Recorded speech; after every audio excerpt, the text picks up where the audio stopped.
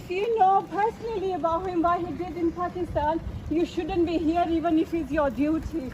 If you're honest with yourself, you shouldn't be here giving him that security because he's a corrupt person. He made wrong decisions. And he right after ran from there. He's puppet of ISI. I think he is there.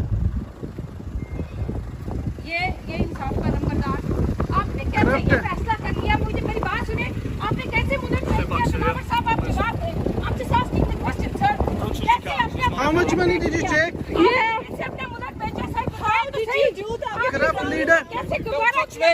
Okay I'm You're not a corrupt me. I'm asking I'm not touching you. I'm not touching you sir Yeah. कैसे You're a आपका corrupt दिल leader. किया आपका दिल कैसे किया आप अपना मुल्क बेचते You're a सर corrupt बताएं leader.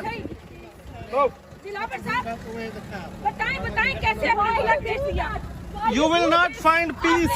You will not find peace. No.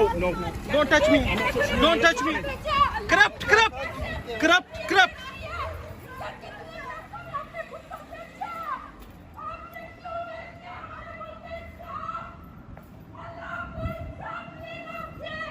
Honestly,